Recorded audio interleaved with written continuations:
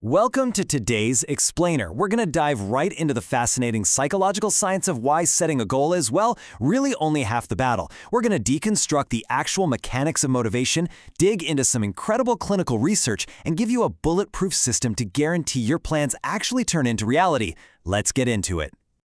I want you to start by just being honest with yourself for a second. Have you ever set an incredibly ambitious goal, felt this massive surge of motivation, and then absolutely nothing happened? You know the feeling. You plan to start running every single morning, or maybe you finally mapped out the first 3 chapters of that book you've been wanting to write. You had the desire, you had the vision, but when Monday morning rolled around, you just kind of failed to take that very first step. Well, if you're not in your head right now, I need you to know that you are absolutely not alone. 66%.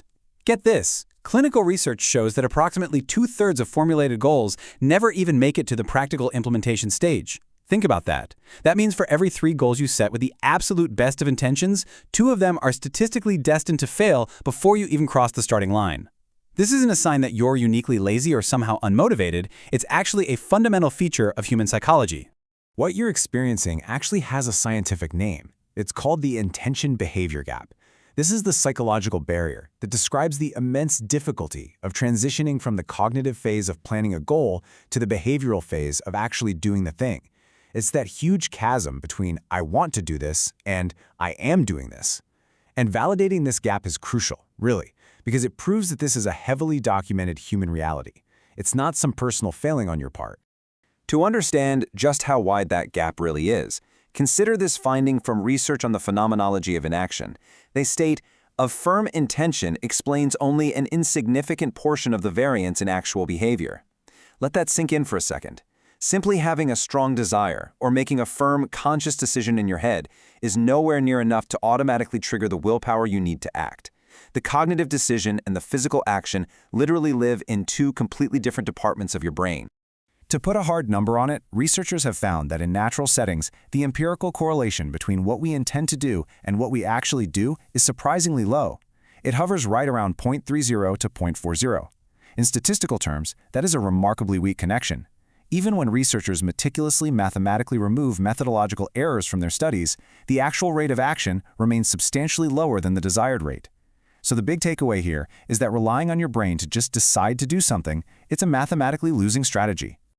Okay, so if intention isn't enough, we have to ask the obvious question. Why does standard motivation fail us so badly? Why does the traditional advice of just visualizing success usually leave us stranded, paralyzed, and honestly, super frustrated? Well, standard goal setting is deeply flawed for a few key reasons. First up, it relies almost entirely on sheer willpower. And willpower is a highly exhaustible resource. It runs out. Second, it leaves you highly susceptible to what developmental psychologists call identity diffusion. This is basically a state characterized by a profound lack of exploration and commitment. It leads to apathy, confusion, and a feeling of just drifting through life without an anchor. When your goals lack concrete situational commitments to action, they become so easily derailed by internal conflicts and everyday distractions. But here is where the story changes, and it gets really exciting. Back in 1997, a psychologist named Peter Gollwitzer published a breakthrough research paper that completely flipped our understanding of goal execution on its head.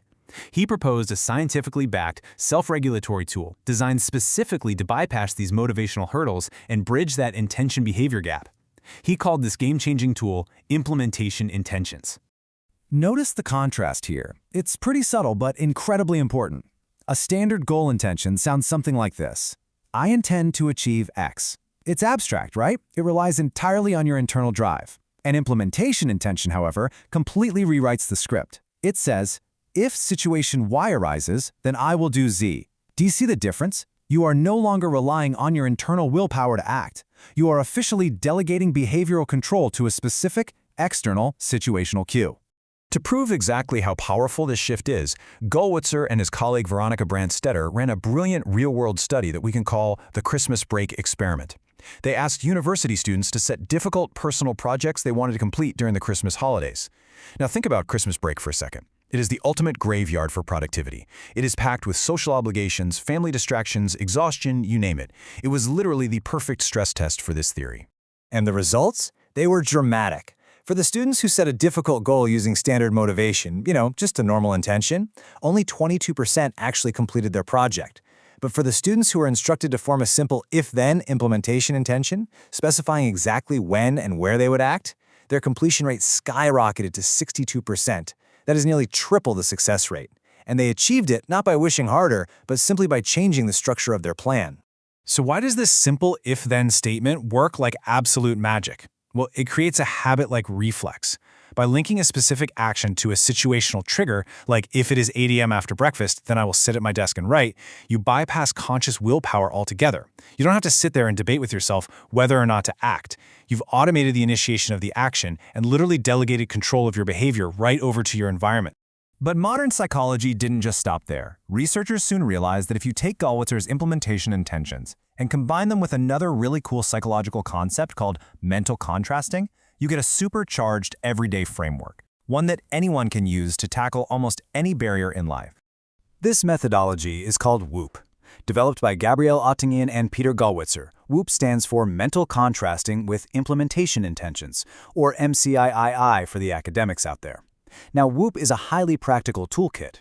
Unlike generic positive thinking, which studies actually show can trick your brain into feeling like you've already achieved the goal, completely draining your motivation, WHOOP grounds your optimism in reality. It leverages unconscious cognitive mechanisms to actively pull you forward. Let's walk through the WHOOP acronym step by step. This is the exact blueprint you can take and apply to your own life today. It consists of 4 distinct phases: wish, outcome, obstacle, and plan. Here's exactly how you put it into action. First, the wish. You formulate a specific, challenging, but achievable goal for a set time frame. Second, the outcome. You vividly imagine and truly feel the best possible result of achieving this wish. This creates a strong emotional draw. Third, and honestly this is the absolutely critical step, the obstacle. You identify the primary internal barrier stopping you. Notice I said internal, not the external world, but your own fear, your own laziness, or maybe a maladaptive habit. Finally, the plan. You create your implementation intention. If my specific internal obstacle arises, then I will take this specific action. By identifying the specific internal friction point, your if-then plan becomes totally bulletproof. Now, the crucial point here is understanding the underlying psychological mechanics of why WHOOP is so remarkably successful. This isn't just fluffy self-help advice. It's heavily backed by empirical studies.